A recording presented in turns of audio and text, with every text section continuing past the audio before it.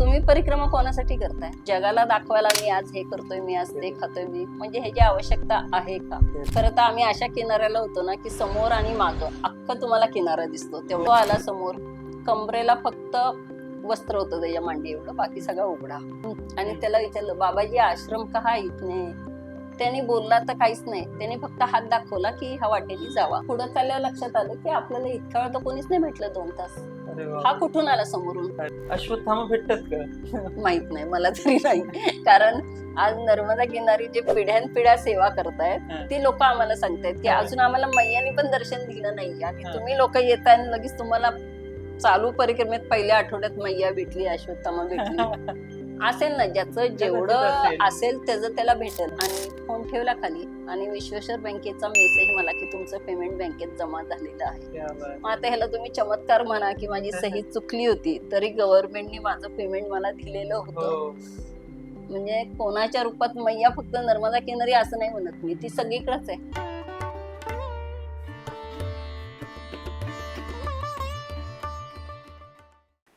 रामकृष्ण हरी, नर्मदे हर.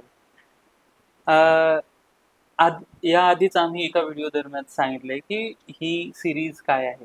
पुन्हा एकदा सांगतो, तर ही आहे अनुभव सिरीज. वारी पॉडकास्टवर आम्ही ही अनुभव सिरीज सुरू केली.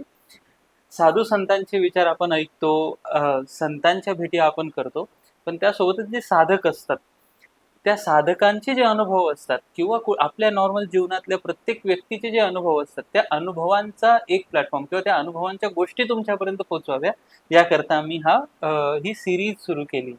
तर बेसिकली आता यात तुम्ही अनुराधा ताई, आम्ही यांना म्हणतो माई म्हणतो, जे नर्मदा परिक्रमेवर असतात, आपल्याकरता ते सेवा करणारी ही लोक साक्षात नर्मदा माईचे स्वरूप असतात. तर त्यांचा अनुभव आपण आज ऐकणार आहोत. आणि विशेषतः आज आपण इंटरनेटवर, सोशल मीडियावर नर्मदा परिक्रमा ह्या विषयावर अनेक व्हिडिओज बघितले असतील. तर माईंची आणि माझी भेट परिक्रमेत असताना मी 2018ला ज्यावेळेस गेलो त्यावेळेस एका आश्रमात घडलेली. आणि माझ्या मनात सगळ्यात पहिलं नाव जे कुणाचं आलं असणार की अनुभव सिरीज, यामध्ये अनुभव ऐकण्याकरता आपण कोणाला पाचारण करू शकतो, बोलवू शकतो, तर अनुराधा ताई. त्यांचं नाव आहे अनुराधाताई शेडगे. बरोबर. पहिले तर तुम्ही आम्हाला सांगा, सगळ्यात पहिले तुमची नर्मदा माहिती आणि तुमची ओळख कशी झाली? 2015 मी राहते शिरवळला. अच्छा. तर 2015ला गावातल्या एक जण, त्यांची बहीण बसनी परिक्रमा करून आली इंदोरच्या ट्रॅव्हल्स तर्फे. तेव्हा त्या आल्या त्यांच्या बहिणीला घेऊन घरी भेटायला. तेव्हा त्यांच्याकडनं ऐकलं की असं असं आम्ही नर्मदा परिक्रमेला गेलो आणि छान आहे तिकडे, तर हा काय प्रकार आहे म्हणून त्यांना विचारलं, तर त्यांनी सांगितलं. मग त्या ज्या काकू आल्या त्या म्हणल्या आपण जायचं का? तर गाडीने 12 दिवस. तर ठीक आहे म्हणलं, त्यावेळेस होईन ऍडजस्ट, कारण पायीचं काय माहितीच नव्हतं ह्या गाडीने जाऊन आल्यामुळे. मग आलो, फेब्रुवारी 2015ला गाडीने आलो. पायीवाल्यांची त्यांनी भेट करून दिली, ज्या ट्रॅव्हल्स तर्फे गेलो तर आम्ही, कुणाल ट्रॅव्हल्स. म्हणजे तिथं पायी परिक्रमा करणाऱ्यांची भेट झाली. हा, गाडी जशी जाईल तसे वाटेत, कारण फेब्रुवारीत परिक्रमा चालूच असतात ना पायी. त्यामुळे त्यांची भेट घडली. तर खरं प्रश्न म्हणजे माझ्या मनात काय आला की राहायला मिळतं, कारण हॉटेल आहेत, जेवायला मिळतं, बाहेर टपऱ्या पण आहेत.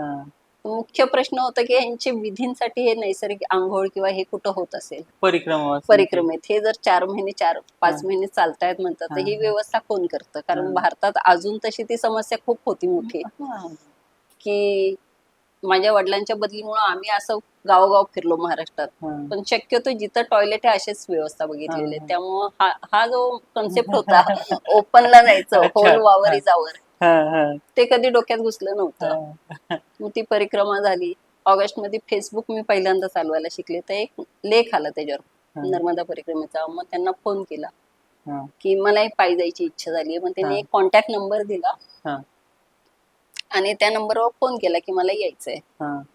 त्यांनी तारीख सांगितली ज्यांना फोन केला त्यांनी. नोव्हेंबर मध्ये मी डायरेक्ट काही विचार केला नाही, रेल्वेचं बुकिंग केलं आणि पायी परिक्रमेला आले. पायात चप्पल घालायची नाही, म्हणजे हे खरं सांगू का की आपण अर्धवट ऐकलेलं असतं किंवा वाचलेलं असतं की अनवाणी करावी, म्हणजे त्यावेळेस नियमांमध्ये खूप ते वाचन झालेलं असतं. त्यामुळं असं वाटतं की आपण पण अनवाणी करायचं. मग आलो. मोरटक्क्याचे नाना गळसासी ओळखीचे झाले होते गाडीच्या परिक्रमेत. त्यामुळे त्यांनी सांगितलं की माझ्याकडे उतरायचं, माझ्याकडे तुळशीचं लग्न करायचं आणि मग तुम्ही पुढे जायचं. हा म्हणजे तुम्ही परिक्रमा पायी सुरू केली? पायी नोव्हेंबर 2015 ला. तर एकादशीच्या दिवशी मी इंदोरमध्ये आले. नानांकडे आलो आम्ही मोरटक्क्याला. दुसऱ्या दिवशी त्यांनी सांगितलं आज तुळशीचं लग्न लावायचंय, माझ्याकडे मुक्काम करायचं आणि उद्या हलायचं. त्यामुळे ओंकारेश्वरला संकल्पला आमच्याजवळ काहीच नव्हतं, फक्त मैयाचं जल, स्वतःचा मोबाईल आणि पर्स. ओझं नव्हतंच. ओंकारेश्वरला संकल्प झाला आमचा. 12 वाजता गजानन आश्रमातून चालायला सुरुवात केली प्रसाद घेऊन आम्ही. आणि खरं सांगू मनातला विचारच गेला की ह्या उन्हात चालतोय आणि आता जाऊ आश्रमात, उद्या सकाळी गाडीने पूर्ण करू का, आता संकल्प केलाय. हे आपल्याच्याने शक्य नाही, कारण आज आपल्या हातात सामान नाहीये तरी आपल्याला उन्हात एवढं चालणं शक्य नाही. 12 किलोमीटर आहे मोठं ओंकारेश्वर ते. पण तो विचार कधी डोक्यातला गेला की बस झालं, आपण नाही पायी जायचं. पहिल्या दिवशी सुरुवात केली. हो, पहिल्या दिवशी, कारण दुपारी 12 नंतर आम्ही चालायला भरूनाची सुरुवात केली आणि रोड आलो ना, किनाऱ्याने आलो नाही. अच्छा, वरून. त्यामुळे तो आणखीन तो तुमचा उत्साह जायला लागला की हे असं चालायचंय का उन्हात आणत. आता उद्या तर आपलं सामान आहे. बरं, आपलं सामान त्यावेळेस माहिती नव्हतं खरंच वस्तू मिळतात का नाही, त्यामुळं एक्स्ट्रा सामान खूप होतं. ती जड बॅग डोळ्यासमोर आल्यावर की आपण शक्य नाही. मग आलो आम्ही आश्रमात. संध्याकाळी केलं तुळशीचं लग्न केलं. सकाळी नर्मदा किनारी जाऊन आलो, स्नान करून पूजापाठ केली. खूप लोक होते आश्रमात मोरटक्क्याला. एक त्यांची एनर्जी म्हणा किंवा काय म्हणायचं आपण, की त्यांच्या बरोबर चालायला पण सुरुवात झाली सकाळी. कालचा विचार, एक क्षणिक ते स्थान म्हणतो ना त्यावेळेचा, तो आठवलाच नाही. छानपैकी गेलो टोकसर हळूहळू करत. 5व्या दिवशी तो विचार आठवला की आपण गाडीने जाणार होतो परत. तर हळूहळू जवळचं सामान कमी करायला सुरुवात केली होती. की चालताना लक्षात येतं की आता वजन कमी करा. त्यामुळे अक्षरशः जी कमंडल म्हणून घरातली 2 लिटरची किटली नेली होती तेलाची, ती पण मी रस्त्यावर काम करणाऱ्या एका माणसाला देऊन टाकली. नको म्हणलं मला. तर तो म्हणतो मग पाणी काय, म्हणलं बघू दुसरं काहीतरी, कारण खरी घरातली किटली ही तशी वजनदारच होती स्टीलची, त्यात पाणी भरले अजून. असं करत करत हळू ज्या 10 गावच्या 10 जणी होतो आम्ही, पहिल्या बकावाला सुटलो, त्यातल्या काही वेगवेगळ्या झालो. असं करत काही गाडीने गेल्या, काही गाडीत सामान ठेवून चालल्या. मग आम्ही चालायला सुरुवात केली. मग आज एक मिळतंय, उद्या दुसरं मिळतंय, असे करत छानपैकी शांततेत 2015ची परिक्रमा काही त्रास न होता 5 महिन्यात व्यवस्थित झाली. 5 महिने. आणि मैयाला संकल्प होता की मला नाही जायचं ओपनला. तर त्या परिक्रमेत मला सुविधा मिळत गेली प्रत्येक ठिकाणी. की महाराज लोकांचं असेल, साधू लोकांचं, त्यांना जाऊन विचारायचं, किंवा आश्रमाच्या शेजारी कुठं घरं असतील त्यांना जाऊन विचारायचं आम्ही की एवढंच आम्हाला फक्त सोयी द्या. पण ती मिळत गेली. नाही असं नाही. मग असं लक्षात आलं की अरे परिक्रमा छानच आहे. पण त्यावेळेस मग सेवा करणारे लोक दिसायचे की हे कसे येतात, का राहतात. मग असंच एक कॉन्टॅक्ट कानकोराला झालं. महाराष्ट्रीयन होते. त्यातून मग रंपुऱ्याचे धनंजय नाईक यांच्याशी परिचय फोनवर झाला. मग सेवेची इच्छा, परिक्रमा करून आलो. मग ते हळूहळू साधू स्वरूप लोकांचं ऐकलेलं असतं की तुम्ही 4 महिने परान न खाता हे ऋण कुठं फेडणार आहे. पैशाच्या स्वरूपात तुलना नाही होत. प्रत्यक्ष या सेवा द्या आणि करा. मग रंपुऱ्याला जॉईन झाले सेवेला. 2015-16ची परिक्रमा झाली. 2017 फेब्रुवारीला मी हजर. तर सेवा करताना जे साधू संन्यासी यायला लागले, त्यांची निष्ठा म्हणा किंवा त्यांचं ते संयम, ते बघून कळालं की आपली परिक्रमा नाहीये. ह्याने केली त्याने केली, मग त्या पद्धतीने मी चालले. मी त्या परिक्रमेतून मी काय केलं, माळ गुरूंनी सांगितली ती माळ करायची, झालं माझा त्या दिवशीचा कोटा संपला. केलंय ना मी. दिवसभर मी बाकीच्या सगळ्या ह्याच्यात बघायला मोकळी. पण जेव्हा सेवेला आले तेव्हा काही लोकांचं बघून मग कळालं की नाही, परिक्रमा यासाठी नव्हती करायची, आपण ती नीट केली पाहिजे. पण मग असं होतं ना, एकदा केली आपणच दुसऱ्याला सल्ला देतो, आता काय परत जातो ना आपण परत कसं, असं करत हळूहळू ते परत परिक्रमेचं 2019 तर 2016 ते 2019 ह्या सेवेत चितळे मैयांच्या सहवासात आले. खूप काही शिकले त्यांच्याकडनं, परिक्रमावासींकडनं शिकलो. कसं असावं कसं नसावं. म्हणजे परिक्रमावासींनी चुका केल्या म्हणून मला कळालं. त्यांनी जर चुका केल्या नसतं तर मी पण त्यांच्यासारखीच असते. नाही, आपण करतोय ते बरोबर आहे. पण हळूहळू मग लक्षात आलं की 2015-16च्या परिक्रमेचं स्वरूप आणि 2019-20च्या परिक्रमेचं आश्रमाचं परिक्रम खूप बदल झाला. कोविड नंतर अचानक बदल हा, त्यावेळेस मीडियाचा वापर जास्त वाढला. किंवा तुम्ही माझे युट्यूबचे भाग म्हणजे दैनंदिनी काही जणांचे रोजचे युट्यूबवर भाग आले. आजचा पहिला दिवस, दुसरा दिवस, तिसरा दिवस. ते बघून असं झालं की तुम्ही परिक्रमा कोणासाठी करताय? जगाला दाखवायला मी आज हे करतोय, मी आज ते खातोय, मी म्हणजे ह्याची आवश्यकता आहे का? म्हणजे आत्ताच्या लोकांना खरंच विचार असं वाटतं की तुम्ही परिक्रमेला कशासाठी जाताय? स्वतःच्या आनंदासाठी, स्वतःची उन्नती करण्यासाठी, का जगाला दाखवण्यासाठी? टिक मार्क, स्टेटस झालं ना ते. 4 धाम झाले, 12 ज्योतिर्लिंग झाले, नर्मदा परिक्रमा झाली. मग हळूहळू आता ह्या की उपदेश कोणालाच नकोय खरं सांगायचं. सगळ्यांना उपदेश करायचा आहे. लोकांना उपदेश केला की त्यांना वाईट वाटतं की तुम्ही कोण आम्हाला सांगणार आहे. पण आता स्वरूप बदलावं लोकांनीच. खरंय. तर तो तर भाग असा आहे की जसं आपण म्हटलो की आपण मैयाचं कुठलाही अनुभव आपण घेतला, गोड छान वाटला किंवा एखादी मिठाई चांगली वाटली, आपण त्याची वाहवा करतो, सगळ्यांनी खावी असं सांगतो.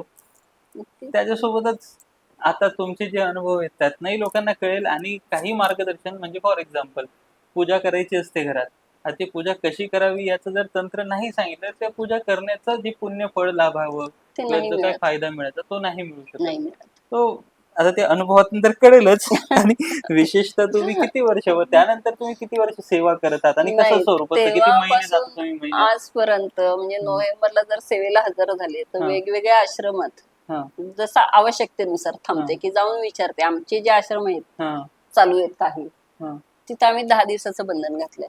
10 दिवस सेवेला या. अच्छा. तुम्ही ते 10 दिवस सोडून मग मी बाकीचे दिवस इकडं तिथल्या जवळपास असते कोणत्या ना कोणत्या एरियात. किंवा एक छान आहे की आता सध्या आपल्या आश्रमाची अडचण आहे की आता कोणी येणार नाही तर मग मी जाऊ शकते की चला मी त्याच एरियात आहे. कारण महाराष्ट्रातनं आश्रमापर्यंत येणं आणि मी जर नर्मदा किनारी आहे एखाद्या ठिकाणी तर तिथून मी पोहोचणं हे जास्त सोयीस्कर आहे. मग त्या पद्धतीने सेवेला असते. आणि मग एरवी दुसऱ्या आश्रमात जर माझ्या सेवेची आवश्यकता नसेल तर माझी साधना सुरू होते. आश्रमवाल्यांना आपण कल्पना देतो, काही असेल सेवा तर तुम्ही हाक मारा किंवा एक सेवा मला नेमून द्या की मी हे काम करेन, बाकीचा वेळ माझ्यासाठी साधण्यासाठी. त्यामुळे तिथं ऐच्छिक आहे. तुम्हाला जर काही रक्कम देऊ वाटली तर द्या, नाही तर तुम्ही सेवा करून ते करा. की असं प्रत्येक आश्रमात पैशाची गरज आहे असं नाहीये. कारण तिथं काम करण्यासाठी मॅन पॉवर लागते, तिथं पैसा नाही उपयोग पडत. कारण मला जर आता तिथं आश्रमात 50 जण आलेत, आश्रमातला तो भंडारी एकटा करतोय, त्याला मदतीला जायची आवश्यकता आहे, तर मी इथं बसून विचार नाही करायचा अरे हे कधी वाढतील आम्हाला, मग आम्हाला पुढे जायचंय. अरे पण मी ते उठून जर त्याला काम मला मदत करायला गेलं तर त्याचंही लवकर होईल. तर परिक्रमावासींनी मला एवढंच वाटतंय की जर आपण गेलो, आवश्यकता असेल तर जावा ना मदतीला. काही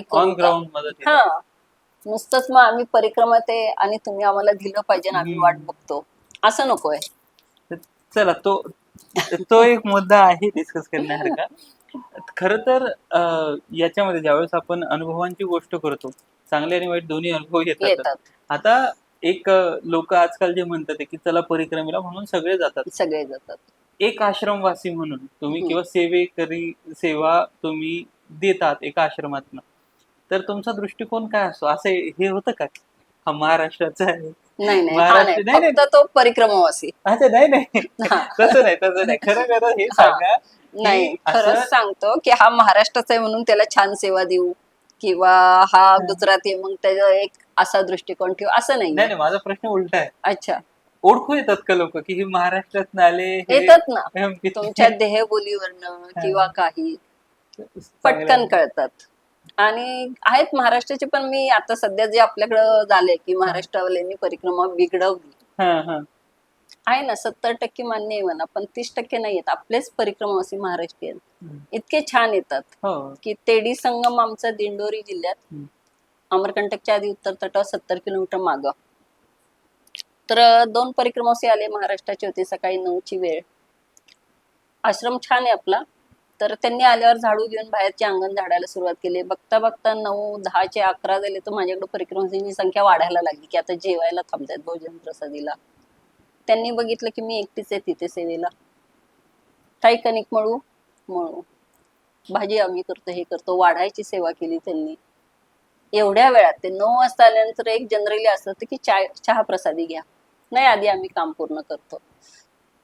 चहा तर घेतलाच नाही त्यांनी, पण मग स्वयंपाक सुरू झाला, वाढणं झालं. आणि मग आपण म्हणतो ना आता सगळ्यांचं झालं, आता तुम्ही बसा. नाही, आम्ही एक टाइमच जेवतो, आम्ही संध्याकाळी जेवणार आहे. अरे बापरे. म्हणजे हा धक्का होता मला की तुम्ही काही अपेक्षा न ठेवता तुमचा वेळ देऊन परिक्रमेतला थांबलात आणि ही सेवा दिली आणि ह्याच्यातून तुम्हाला साधी चहाची पण आवश्यकता नाहीये. फरक पडतो ना. अशा काही परिक्रमांमुळे मग सेवेचा आनंद वेगळाच वाटतो. किंवा काही येतात परत परत जे रिपीट करतात त्यातले काही ओळखतात. अशा वेळेस मी हक्काने सांगते, चला हे काम करायचंय, थांबून जा, हे करा ते करा. वाटलं त्यांना काय येतात काही जण की नाही यावेळेस आमच्या बरोबर नवीन 4 आहेत, मग ते इतका वेळ कसे थांबतील, मग तुम्ही थांबा, ते जातील पुढे. पण थांबतात मग काही जण सेवा करतात, काही जण सबब सांगतात आम्हाला 108 दिवसात परिक्रमा पूर्ण करायची आहे. खरं तर कारणच आहे, कारण 108 दिवसात परिक्रमा केलीच पाहिजे असं कुठंही बंधन नाहीये. हा माणसाने आपापल्या मनाशी ठरवलेला आहे. 3 महिने साधारण धरतो आपण कालावधी, त्यातून मग 108चा आकडा आपला जपाचा. म्हणून असे बरेच जण करतात की, आणि मग असं आढळतं आम्हाला की 108 दिवसाच्या आधीच 4 दिवस मी ओंकारेश्वरला पोहोचलोय, मग आता मी 4 दिवस काय करू तिथं, कारण माझा संकल्प तर 108 दिवसाचा आहे. मग तेव्हा आम्ही म्हणतो, तेव्हा आम्ही तुम्हाला सांगत असतो ना 4 दिवस की हळूहळू जावा ना, सेवा द्या ना कुठं. मग आता तुम्ही ठीक आहे पोहोचलात ओंकारेश्वरला तर तिथं द्या ना सेवा. 4 दिवस जर मैयाने तुम्हाला चान्स दिलाय, संधी दिलीये की चला सेवा होईल तुमची परिक्रमेत, तो घ्या ना. नाही चालायचं नाही, आमचा 108 दिवसाचा संकल्प आहे ना. मग आम्ही आश्रमात त्या जे मिळतो हॉल, आम्ही तिथं आराम करतो, चहा जेवणाची वेळ झाली तिथं जातो, नाही तर फिरत राहतो. हक्काने द्या. बरं जाऊ द्या. तर जसं तुम्ही दोघांचं जे सांगितलं, तुम्ही दोघं जे परिक्रमावासी आलेले सेवेत, तर पहिलं तर तुमचा स्वतःचा परिक्रमेमधला अनुभव असा विशेष अनुभव असा होता का की बाबा त्या परिक्रमेत आपल्याला इतका छान अनुभव आला की जेणेकरून तुम्हाला पुन्हा तिथं थांबावंसं वाटलं? फक्त आपण तिथं सेवा घेतली म्हणून सेवा करायला येणं हा तर उद्देश आहे, तो तुम्ही सांगितलात. पण त्या व्यतिरिक्त परिक्रमेमध्ये तुम्हाला काय अनुभव आला की ज्यामुळे तुम्हाला इतकं नर्मदा माई सोबत प्रेम झालं वगैरे, असं काही आहे की नाही? आम्ही बडवा श्रीराम महाराजांच्या आश्रमात 3 दिवस थांबलो होतो की सावंतवाडी जवळचा एक प्रदीप भुपकर, तो आणि मी.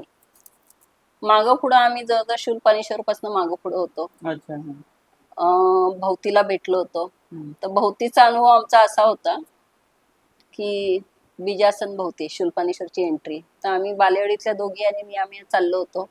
MP मध्ये एक पद्धत आहे की कितना है 2 किलोमीटर, 5 में है, असं करत आम्ही त्यावेळेस विचारत संध्याकाळी 10 किलोमीटर चाललो. आम्ही तिघी भडकलो होतो. आश्रमाचं चिन्ह नाहीये, काही खून पण दिसेना की इथं थांबू वाटते वाटेत, आणि कोणाला विचारलं तर जवळ सांगते. आता बरं आम्ही चालतोय त्याला 3-3.5 तास झाले, तर हे 2 किलोमीटर काय सांगतात. असं करत त्या भोवती गावाच्या मेन रोडला पोहोचलो. तर तिथे एक होतं गाई म्हशी बांधायचं, तर 2 लेडीज होत्या तिथे. तर त्यांना आम्ही सांगितलं आम्ही इथं थांबतो, उद्या सकाळी निघतो. म्हणजे इथून आतमध्ये गावात 1 किलोमीटर किराणा दुकानदार आहे, तर तो सेवा देतो, तुम्ही जा. तर आपण कॅल्क्युलेशन करतो, 1 किलोमीटर जा आणि 1 किलोमीटर बाहेर या, तर उद्या 2 किलोमीटर कशाला वाढवायचे. तर आम्ही त्यांना दिलं नाही, आम्ही इथंच थांबतो 3 जणी. म्हणजे नाही इथं लाईटची सोय नाही, पाण्याची सोय नाही, हे फक्त गाई गुरांसाठी. त्यांनी सांगितलं आम्हाला, त्या ज्या 2 जणी लेडीज होत्या, तर तुम्हाला आतच जावं लागेल, इथं तशी व्यवस्था नाही, सगळं अंधार आहे. हो नाही करत आम्ही गेलो. ते किराणा दुकानदाराचं जिथं होतं तिथं ऑलरेडी 6-7 परिक्रमासी होते. बाबा लोक होते परिक्रमेत, सगळे बाबाजी म्हणतात, आणि लेडीजला मैया माई. त्या लोकांचे चेहरे फुलले होते. 3 म्हातारा आल्यात. आम्हाला तिथं गेल्यावर कारण कळालं त्यांचं की सदाव्रत ते देणार होते, हा. हे बनवायचं. तर आपल्याकडे एक परंपरा आहे, लेडीज म्हणली की ते करणारच, आता काही किती असेल जण तर. असेल तरी ती बनवणार.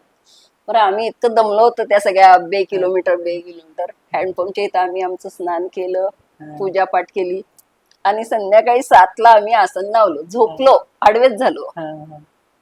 त्यांचे चेहरे मावळलेले पण कळाले आम्हाला की त्यांना काही दिसना चिन्ह, या तिघी काय कशाला टस कामच नाही होत.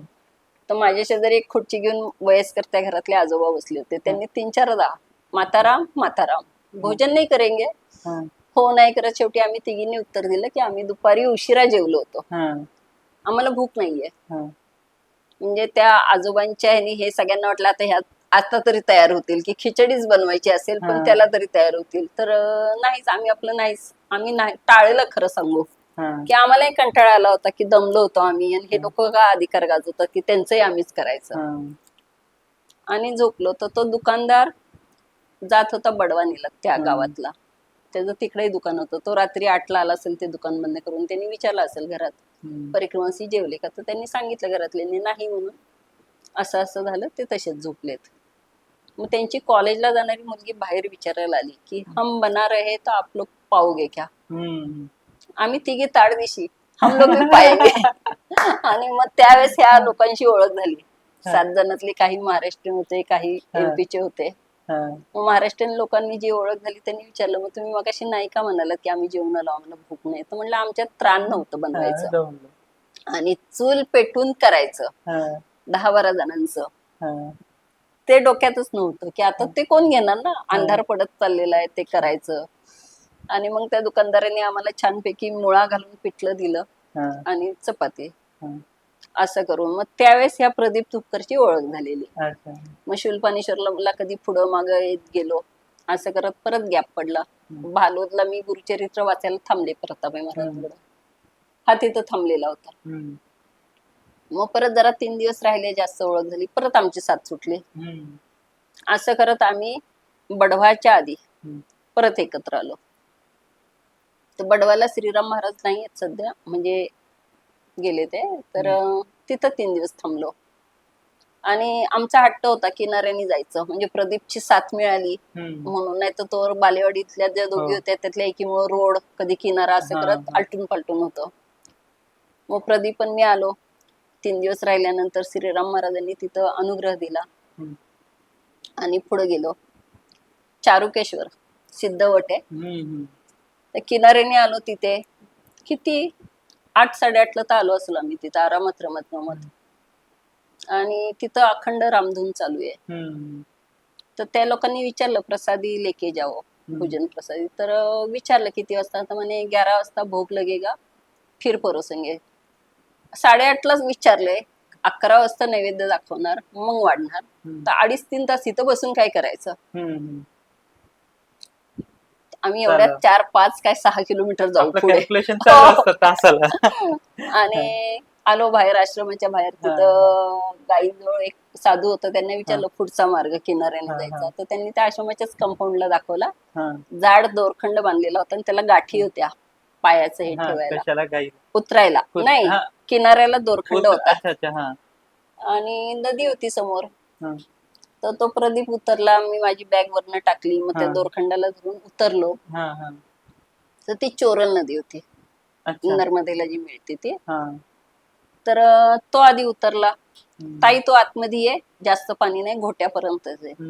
पण आमच्या लक्षात हळूहळू आलं की आम्ही जसं पाय टाकतोय तसं पाणी वाढतंय. म्हणजे ते गुडघ्या एवढं पाणी हळूहळू दोघांनाही, मला तर छाती एवढं पूर्ण खांद्यालाच लागलं, सॅक सकट ओली.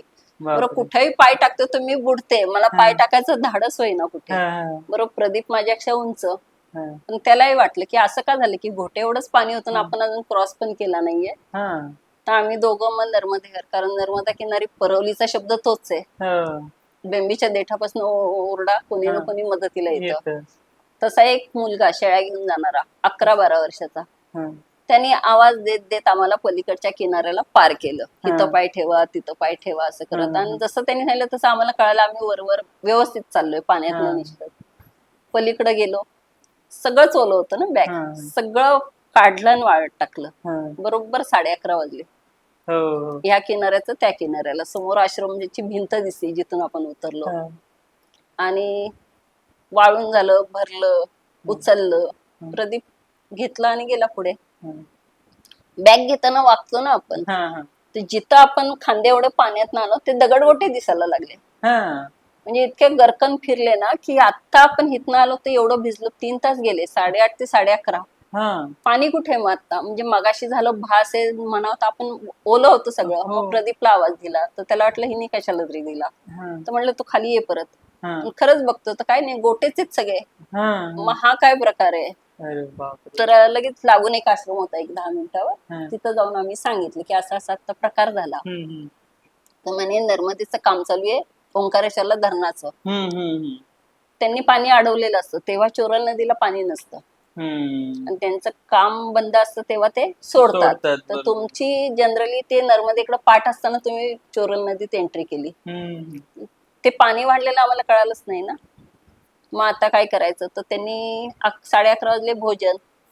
तर मग तिथे एक महाराष्ट्राचा होता 12 वर्ष थांबलेला, तळेगाव त्यांनी गाव सांगितलं.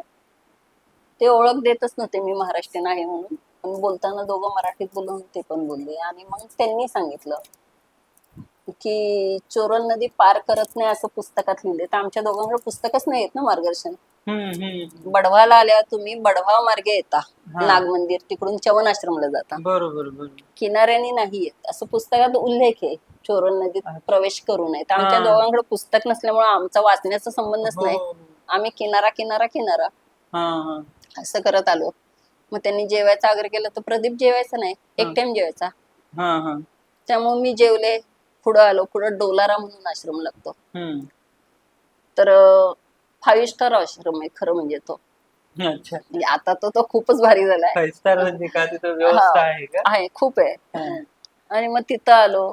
तिथून आम्ही किनाऱ्याला एवढ्या ह्याच्यात हा झाला तो बडवाचा चारुकेश्वर झाला. त्याच्या पुढच्या आश्रमाचं नाव नाही आठवत, पण मग पुढे कोटेश्वर डोलारा हम्म.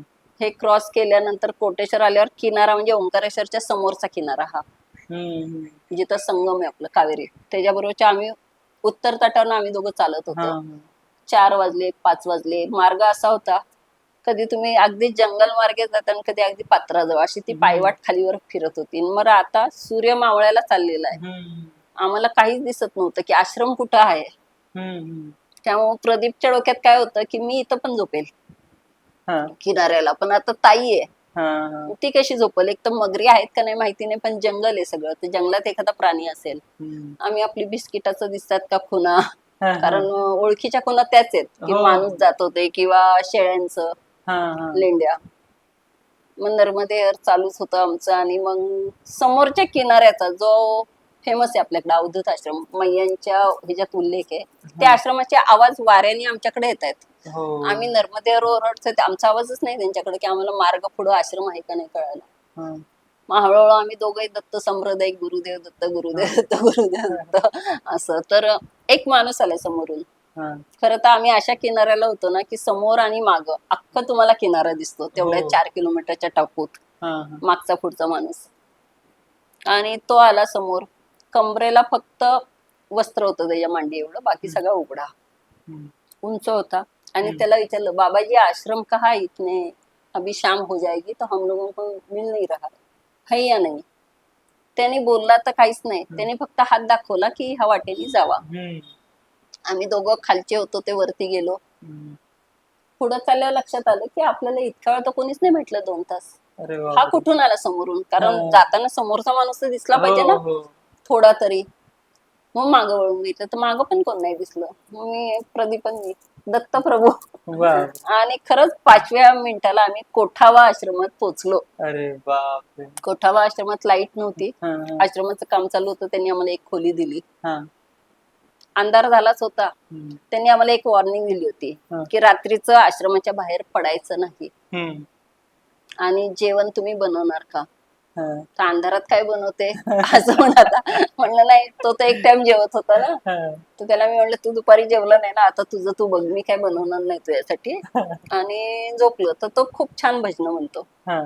त्या दिवशी त्याचा आवाज इतका सुंदर लागला होता ना की खूप भजनं. आणि माझा मोबाईल पूर्ण बंद, हा. चार्जिंग नाही. म्हणजे संधी आहे ही, की ते वातावरण, मैया किनारी, वा, आश्रम वा, शांत वा, आणि वा. त्याचा सूर, काय तो सुंदर आनंद आहे. वाटत. पण रेकॉर्ड करता आलं नाही अजूनही, ते आठवतं सगळं. म्हणजे मोबाईल तोच तर असावा का नाही ह्याचं ते उत्तर हो, आहे. तोच तर आनंद आहे. आता तो सांगताना आम्हाला जाणवतंय की हा. काय वातावरण असेल. आणि रात्री कळालं नाही, मग रात्री त्यांच्यात एक माणूस आला विचारायला की चलो पंगत लग गई आहे. म्हणलं जेवण आम्हाला बनवायला नाही, म्हणे बाकी काम चालू आहे तर कामगारांचं बनतच. मग तुम्ही तर 2च परिक्रमा असतील. मग गेलो, खिचडी आणि फणसाचं लोणचं ते खाल्लं.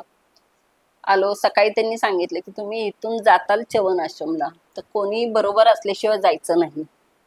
काहीच माहिती नव्हतं, कारण किनाऱ्याने आलोय ना, ह्यांचं काय ह्या सूचना आहेत असं तो डोक्यात विचार. तरी सकाळी ठीक आहे म्हणलं. मग सकाळी उजाडल्यावर कळालं की आम्ही पूर्ण जंगलातल्या आश्रमात आहे. 5 किलोमीटरचा च्यवन आश्रम, ते कोठावा जो किनाऱ्याचा रस्ता आहे त्याच्यात मध्ये प्राणी आहेत. ते लक्कडकोटचं जंगल. मग एक कामगार जोडी जायची होती चालत. मग झालं, सकाळी आमची पूजापाठ झाले, निघालो. मग त्यांनी पाठवले या दोघांबरोबर. मग आम्ही च्यवन आश्रमला आलो. च्यवन आश्रमला आम्हाला ते कळालं सगळं बंद होतं. माकडांनी त्रास देऊ नये किंवा प्राणी नाही. आम्ही बालभोग घेतला, लक्कडकोटच्या जंगलात आलो कुंडीला. तर कुंडीला आमच्या दोघांचा महेश्वरचा फोटो 3-4 जण परिक्रमासींचा त्यांना एकाने दाखवलं होतं, आळंदीवाले, तो सुनील. हा, तर तो पुढे आला होता ना बडवाला निघून. तर त्यांनी दाखवलं होता की ही दोघं मागणे येतात आणि त्या मैयाला जास्त भात चालत नाही, तर चपाती दिली तर चालेल, असं त्यांनी त्या कुंडीच्या त्या डोंगऱ्यांच्या घरात सांगून गेला होता. आम्हाला माहितीच नाही हा प्रकार. आम्ही ज्यावेळेस कुंडीला दुपारच्या वेळेत पोहोचलो तर आमच्यावर 2 परिक्रमासी होते, तर त्यांना वाढलं ना, आम्हाला वाढलंच नाही जेवायला. येतं ना मनात की आपल्या समोर आपल्याच मागं पुढे आलेत ते, त्यांना वाढलं ना आम्हाला. तर ती जी मुलगी होती ती म्हणाली आप रुको थोडा, की आम्हाला वाटलं ठीक आहे त्यांचं संपलं असेल, 2 जणांचं असेल म्हणून त्यांना आधी वाढलं, नंतर आम्हाला वाढतील. त्यांना वाढलं, हे गेले आणि मग तिने आम्हाला वाढलं, तर आम्हाला पोळी भाजी. त्यांना आमच्या समोरच खिचडी वाढली. मग मी तिला विचारलं तर म्हणे नाही, हा फोटो दाखवला होता तुमचा आणि सांगितलं होतं असं. मग तिथं बसलो गप्पा मारत आणि मग पुढे हळूहळू परिक्रमा सुरू झाली. तर मग ते डोंगरे जे आहेत त्या गावात भिक्षा मागून परिक्रमासींसाठी व्यवस्था देतात. म्हणजे पती नाहीत त्यांचे, 3 मुली आहेत, एका मुलीचं लग्न झालंय आणि अशी व्यक्ती सेवा देते. मग अशा वेळेस प्रश्न येतो की जाता आत्ताचा एक ट्रेंड सुरू आहे की परिक्रमेत आश्रमवाले सगळंच मिळतं, तुम्ही पैसा नेऊ नका, सगळं मिळतं, राहायला मिळतं, खायला मिळतं, पैशाची आवश्यकता नाही. मग अशा वेळेस मनात येतं की ज्यावेळेस अशी लोक सेवा देतात तेव्हा त्यांना देण्यासाठी तरी पैसा जवळ ठेवा. असायला पाहिजे.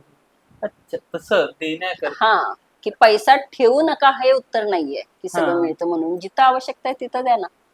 आज कित्येक आश्रमवाले आज सगळं दिलं तर उद्या त्यांना ही भ्रांत असते की उद्या सेवा कशी करणार, आज आपल्याकडचं संपलंय.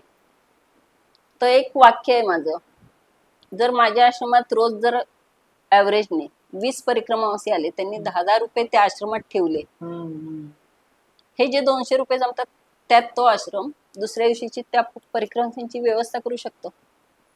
सगळीकडे द्या असं नाही म्हणत, जिथं आवश्यकता आहे तिथं ठेवा ना.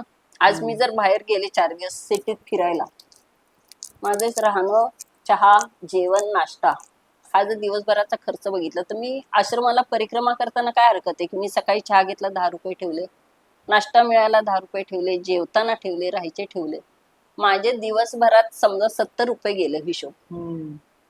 4 महिन्यात किती खर्च होणार आहे माझा असं? हे कुठंतरी उपयोगी जातील ना.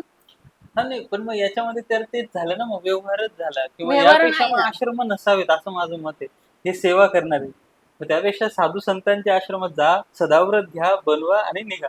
जर तुमच्याने तेवढं चाललं नाही जात, चालू नका. दमेल तिथं गेल्यानंतर जर स्वयंपाक बनवण्या इतकी त्राण उरत नसेल तर तेवढं चालू नका. नाही ना, सेवा करा. आता गेल्या 10 वर्षाच्या सेवेच्या अनुभवात हा प्रकार सांगते तेच की आश्रमात एंट्री करताना त्या वेळेला चहाच्या वेळेत आले तर विचारतात चहा तयार आहे का, नाही ठेवणारे म्हणले की पुढे जातात. मग चहाला ही अवस्था, तर जेवणासाठी ते थांबत असतील का वाट बघायला?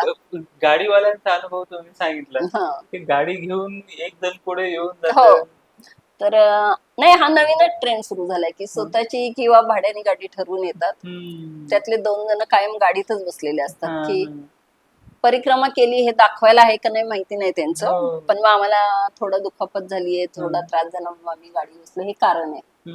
पण त्यांच्या बरोबर ज्यांचं सामान आहे त्यांची जागा त्या आश्रमात धरून टाकतात. म्हणजे तुम्ही जर 4 वाजता आलात तर जनरली 5:30-6 पर्यंत आसन लागायला सुरुवात होती, तर 4 वाजताच ह्या गाडीतल्यांच्या 10 जणांचं आसन लागून जातं, का तर पहिल्या पुढे 2 जणी आल्यात म्हणून.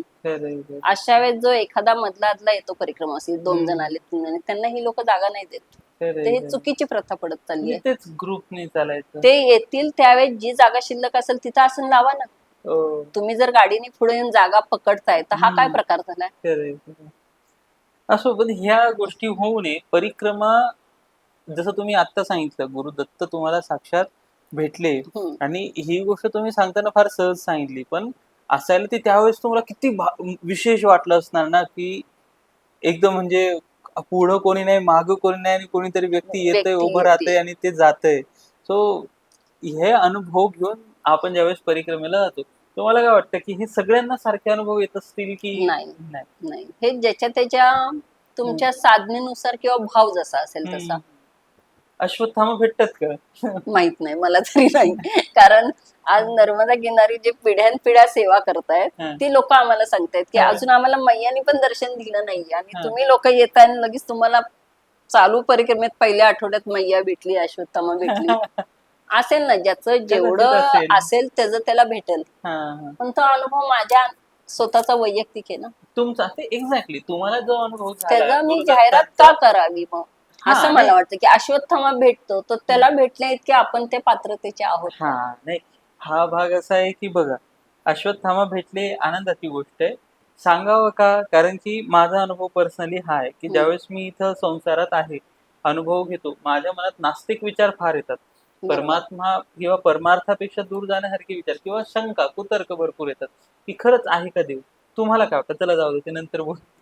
तुम्हाला आहे का विश्वास की देव आहेच म्हणून? का विश्वास आहे तुम्हाला? असं काय घडलं? कारण मी माझा यातला 4 धामचा अनुभव सांगते. मी 2022 ला 4 धाम पायी केले. तर केदारनाथला जाताना त्रियुगी नारायण म्हणून एक ठिकाण येतं, त्याच्या आधीच्या जंगलात मी चालत होते. तर बॅड लक म्हणा किंवा काही म्हणा, मी एकटी चालत होते.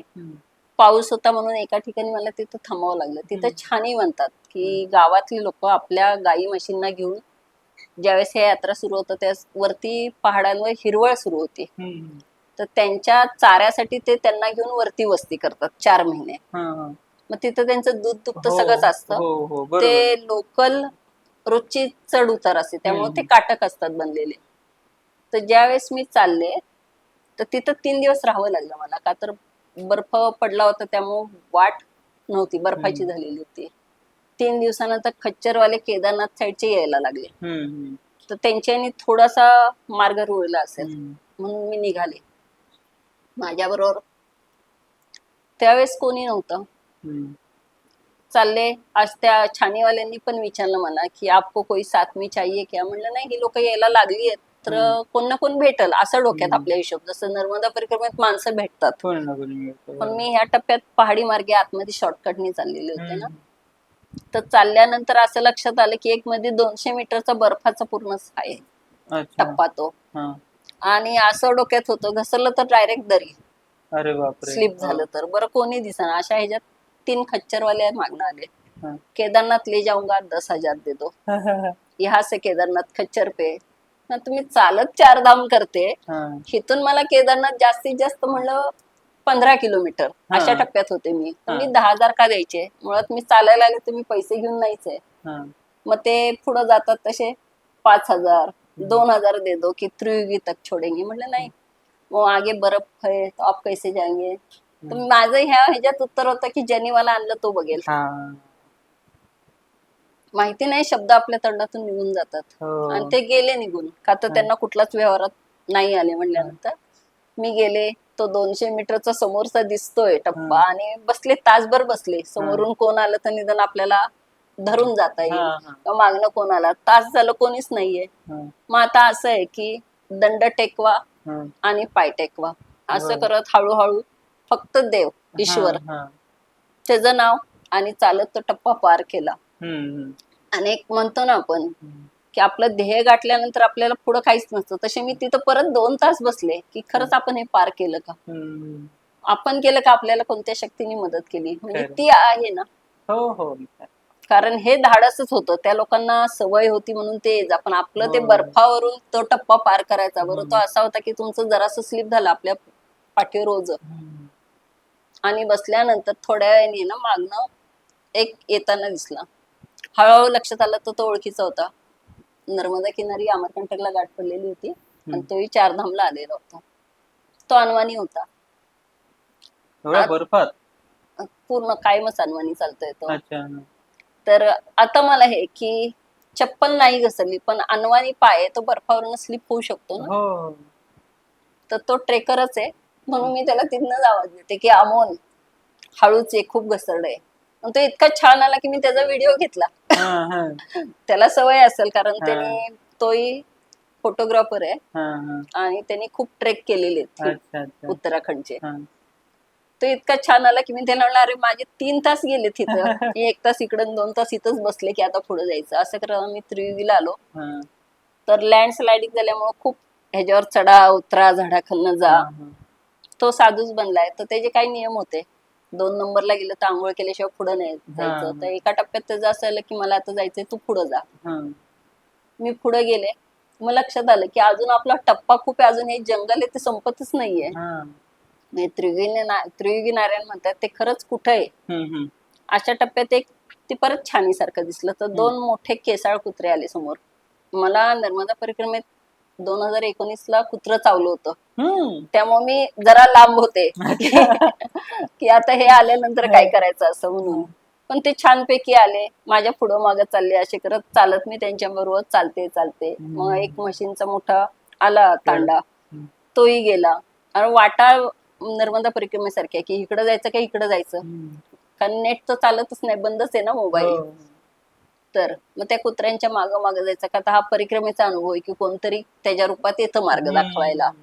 असं करत त्रिवेणी नारायणला मार्केटमध्ये एंट्री झाली माझी. दुकानदार विचारायला लागले आपके साथ कौन है, म्हणलं नाही कोई नहीं है, एक है वो बहुत पीछे है. तर अकेले आ रहे कितने दिन लगे आपको, तो म्हणलं 3 दिन लगे जंगल पार करने में. ते बघत राहिले. त्रिवेणी नारायणला मी थांबले. अमोल मागणं आला.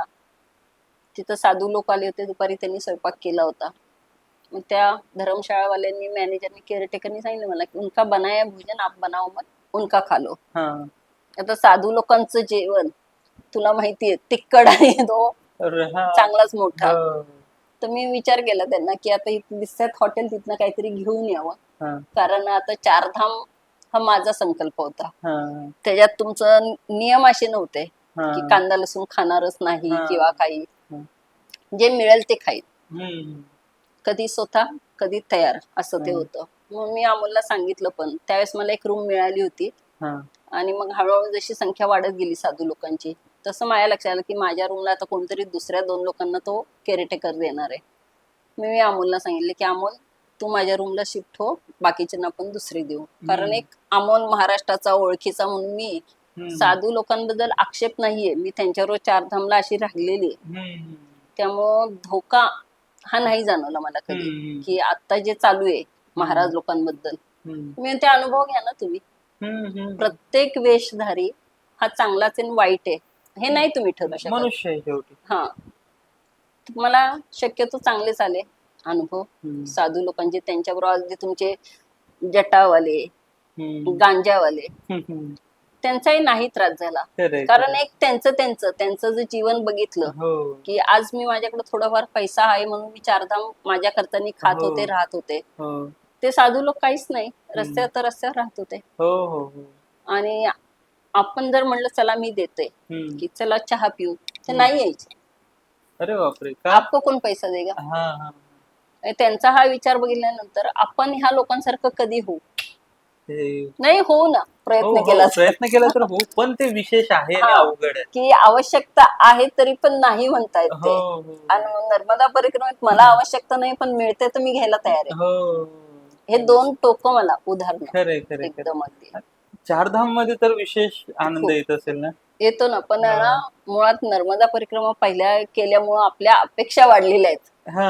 नर्मदा किनारी आश्रम आहेत, हा लोकल लोक आपल्याला आवाज द्यायचे, हो नाही व्यवस्थित आमच्याकडे आहे. हा. तसं चारधामला मर्यादा आहे, हो त्या लोकांना फक्त 4 महिने सीझन आहे. खरंय खरंय. त्यामुळे लोकल लोक तुम्हाला येऊन आमंत्रण देतील की या नाही. आमच्याकडे राहा, नाही मंदिरं कमी आहेत, आश्रम कमी आहेत. खरंय खरंय. आणि चारधामला गृहस्थी लोकांना मान्यता नाहीये.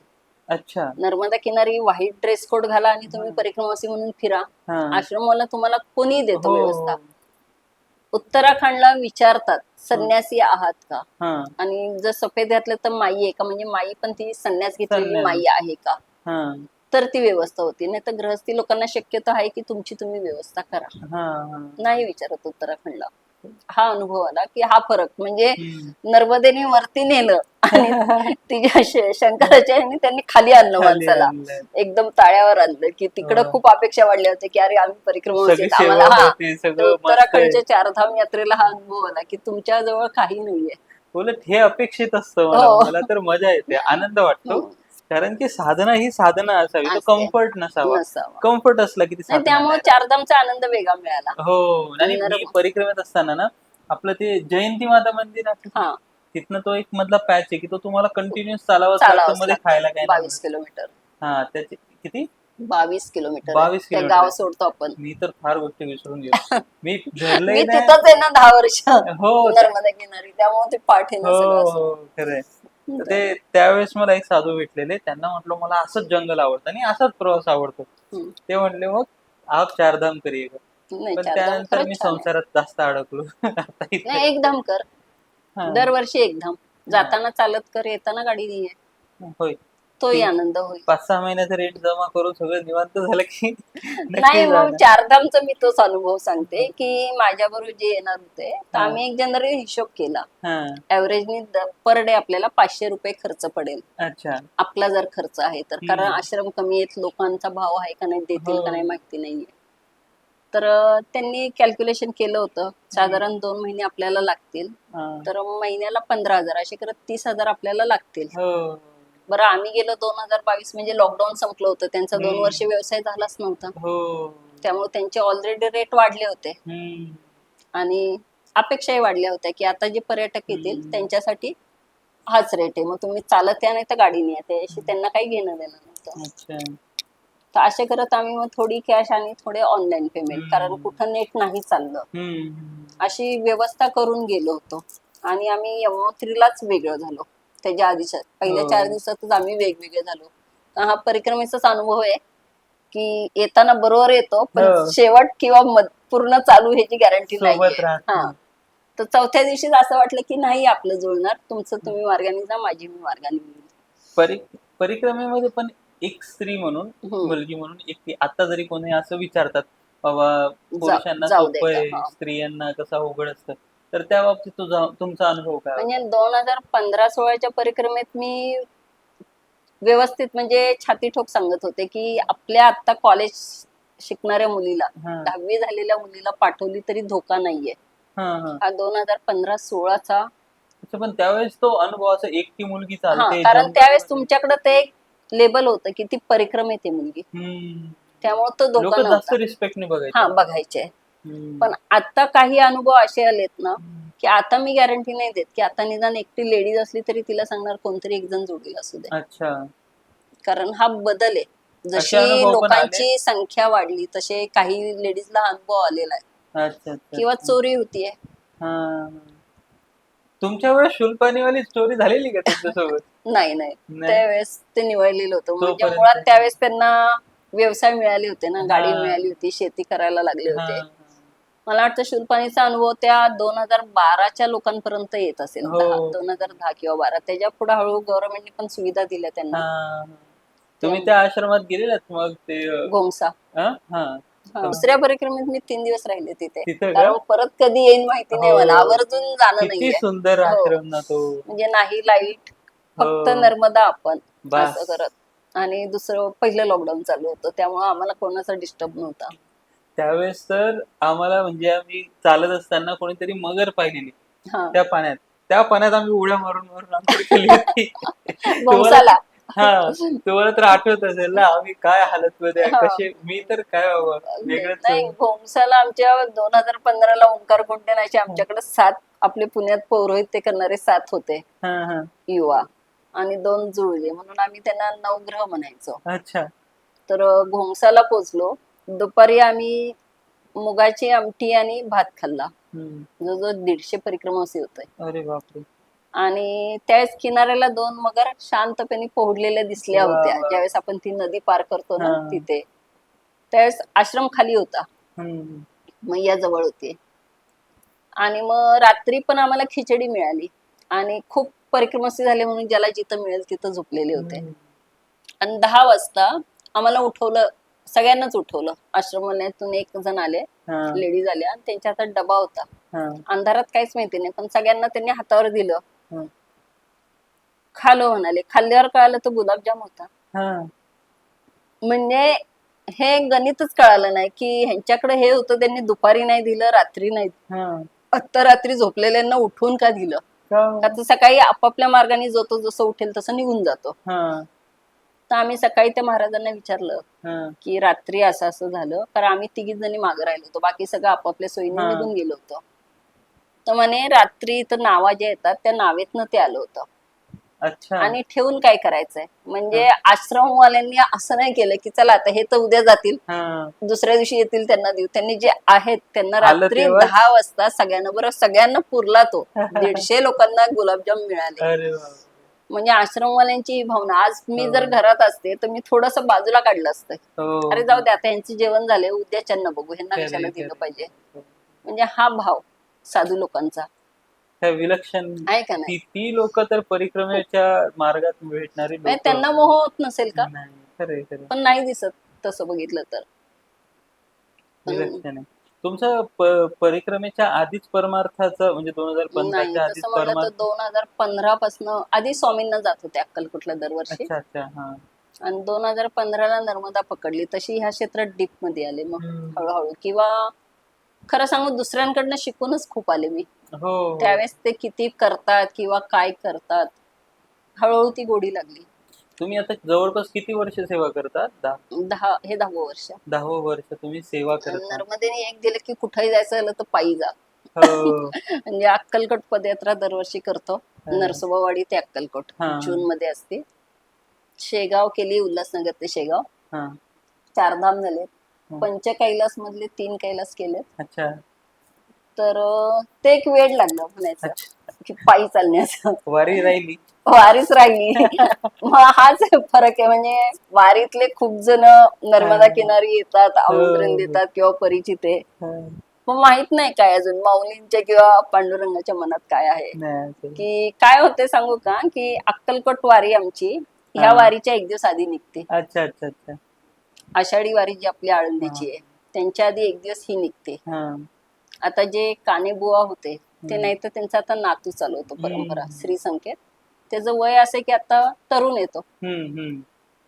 तर त्याला एक सपोर्ट हा म्हणून आम्ही आता म्हणतो की चला आपण जोवर आहे, चालवायच्या क्षमतेत आहे, तोवर हा. तरी त्या दिंडीत जाऊ. त्यामुळे हा योग जुळत नाहीये वारीचा आता. नाही असो, ही काय तर वारी ती वारी हा, सारखीच आहे. म्हणूनच सेवाचे म्हटलं तसं परमात्म्याचे. सेवाच आहे छान. म्हणून. पुन्हा परिक्रमेला जाण्याचा विचार नाही, आता जेव्हा. 4 धाम परत करायचेत. अच्छा, 4 हा, धाम परत 4 धाम करायचे. करायचेत परत. छान. परिक्रमेला आलेले जसं तुम्ही ते दोघांचं उदाहरण सांगितलं, तसं तुमचं आलेल्या जे परिक्रमावासी असतात त्यातनं काही विलक्षण असा आले असतील बाबा, असं काही ऑब्झर्वेशन मध्ये किंवा आठवणीत आहे का? आहेत ना, एक वृंदावनच्या माताजी आल्या होत्या. हा रंगपुऱ्याचीच गोष्ट आहे. हा. तर त्यांच्याबरोबर एक चेला वाटेत जुळला गेला होता हम्म. की त्या माताजी आहेत. मग त्या असं त्यांनी तसं सांगितलं की त्या फक्त शेंगदाणे आणि गुळ खातात, बापरे. आणि मी माझं बनवून खातो. म्हणून मग त्याला जे पाहिजे ते वांग, बटाटा किंवा पीठ, हम्म. मग त्यांनी बाहेर चूल होती त्याच्यावर त्यांनी त्याच्या एकट्याचं केलं. हम्म. आणि मग त्या माताजींना द्यायचं होतं, तर शेंगदाणे भाजले होते, आणि मग एका ताटात शेंगदाणे आणि गुळ त्यांच्या पुढे ठेवला. हम्म. तर त्यांनी आपण गोमुख मुद्रा करतो, हा त्याच्यात जेवढे शेंगदाणे बसतील हा. ते घेतले, आणि सुपारी एवढा गुळ.